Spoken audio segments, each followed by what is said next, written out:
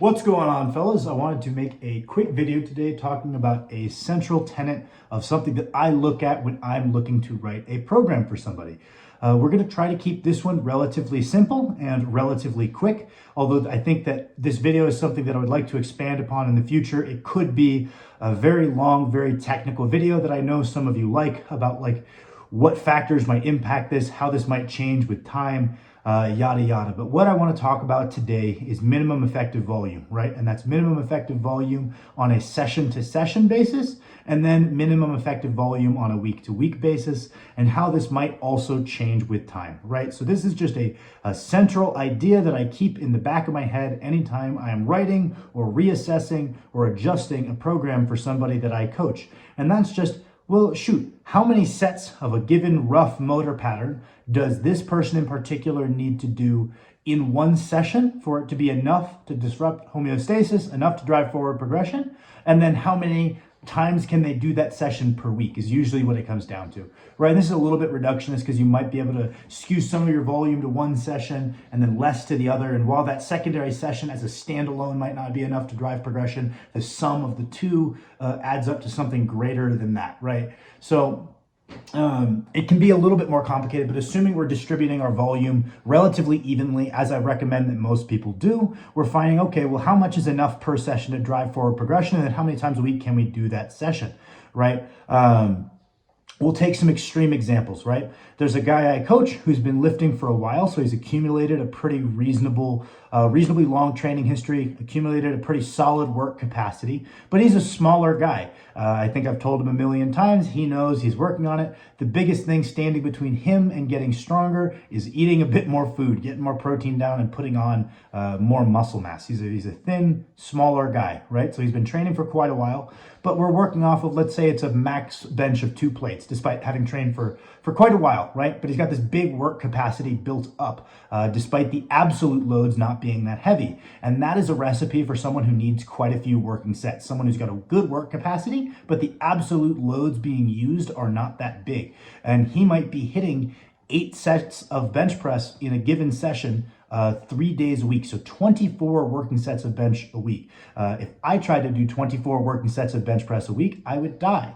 Very similarly, my highest level female client, kind of in a same situation, right? Where it's, okay, I've been training for a long time. I've developed quite a significant work capacity. I'm very efficient at these motions, but also the absolute weight being moved is not that big. Kind of that same ballpark, I think 25, 26 working sets of flat pressing per week. And you can break this up if you're someone who falls into these categories of like, hey, I've been training for a little bit, but I'm not moving that much weight. I probably have to do quite a few sets to drive forward progression. You can always break it up and say, okay, well, I'm going to hit 5 of these on the actual comp bench press, and then I'm going to do 3 with a close grip, or I'm going to do 3 with a dumbbell bench press, right? Something that maybe I feel targets my weaknesses, or just it might just add variety for the sake of variety and keep you sane, have a separate metric for progression. So maybe we need to add like weight to that main bench. Maybe we can't add weight this week, but we can add weight to our close grips or to our dumbbell bench. So it adds a separate avenue of progression within those 8 sets, right? Yeah, and so that's something that I'll look at within a program. Like, well, hey, are you recovering consistently? If they say yes, and we're also not seeing forward progression, that's a pretty good sign that either on a session-to-session or a week-to-week basis, we're below that maximum effective volume. And this might change, right? So if we're in a hypertrophy phase, we'll just throw some general numbers out there. We're kind of in that, we'll just give the bro numbers. We'll go 8 to 12, right? We're in that 8 to 12 rep range. There's a certain number of sets that we can handle in this rep range at a certain frequency. And we need to hit this. And honestly, usually in a hypertrophy phase, we might not even be looking for that minimum effective volume. We're looking to get a little bit more towards that maximum recoverable volume. So the most sets we can do. This is something that I think changes, where in my philosophy at least, when we are in a hypertrophy phase, we're kind of chasing that maximum recoverable volume. And then when we transition into a strength and a peaking phase, we're also almost looking more to hang out near that minimum effective volume of, okay, well, what's the least number of sets we can do to drive drive the rate of growth that we want. So it's not just to drive any growth at all, but the rate of progression we feel we should be having or that we are looking for. Any more sets than that might be additional injury risk. It might be additional risk of over-accumulating fatigue if your recovery variables are a little worse that week. Might be a little bit more soft tissue damage. So during the hypertrophy phase, we're looking to see what the most we can do. Maybe we transition to a strength phase. What's the least we can do and drive progress, right? But that could still be 6 sets per session if someone's a little weaker, 7 sets per session. Again, we have the option of mixing things up a little bit and not just doing 7 straight sets of an exercise, because that doesn't sound like fun to most people. If you're squatting and you find that in a strength phase, you're intermediate, maybe a little weaker, you might need to do 7 sets, but you could do 4 sets of regular squats and 3 sets of pause squats, or however you need to break that up to kind of keep it palatable for you. Maybe use a secondary exercise to accumulate more of those work sets, but target a weakness, force you to address a technical deficiency. And then we could actually go to the other side of the coin, right? So if low absolute load, assuming good technical proficiency and good work capacity, is generally going to equate to pretty high minimum effective volume amount we have to do per session, and then maybe we have to do that session a couple times per week. We could go to the very far end of the spectrum. So those of you who follow me on Instagram might be familiar with Jasper. Jasper is a big, obscenely strong man that I coach. Very annoyingly strong guy.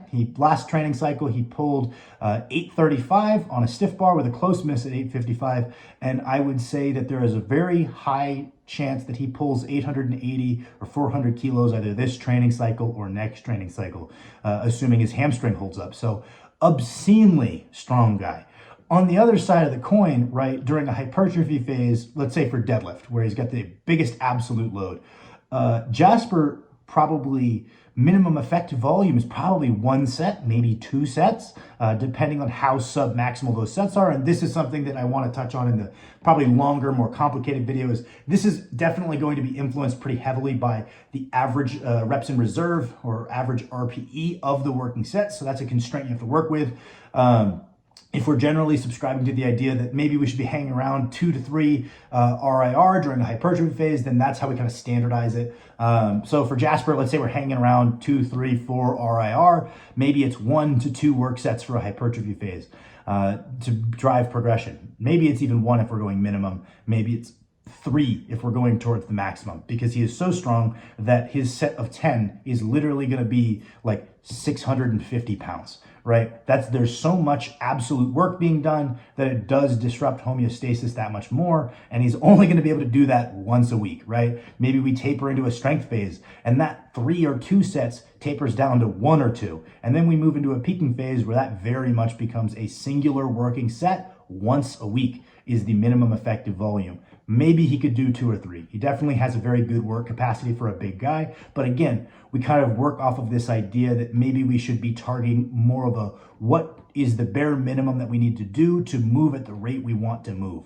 Especially for stronger guys where injury risk management is kind of a thing. I find that redlining up towards your MRV in a strength or a peaking phase, all it takes is 1 bad night of sleep because their back kind of hurt from their peaking phase. Suddenly, what was right below your MRV, they come in to do that session that's right above it. And that's why I generally don't like always coasting as close to the MRV as we can, is because there's going to be variability in what that recovery is. It's an average, right? So if we are always trying to hang out just barely below it, like 1 set below our maximum recoverable volume, the problem is that any small deviation in our recovery variables is going to lead to accidentally over exceeding our recoverable volume, might necessitate a deload, might necessitate an easy session, which I would rather not do. I'd rather chug along slow and steady and avoid taking deloads if we can. That's my general philosophy. Tons of good coaches use deloads pre-planned. We intentionally exceed the MRV every 3rd week, deload every 4th week. Perfectly valid, just not the approach that I take. So especially in Jasper's case, being careful to aim for that minimum effective volume. So not just the minimum to drive progression, but minimum to drive the amount of progression that we want. I think that's very important to specify. But this would be something that I think about quite a bit when I'm programming for people. If someone isn't seeing results on a program, this is one of the first things that I look at. I'd probably look at their technique. I would probably look at their lifestyle variables, and I would probably look at where we are relative to minimum effective volume. So that's kind of the first 3 things I would look at. I hope you guys like this video. Bit rambly, but I hope you like it. Thank you for watching.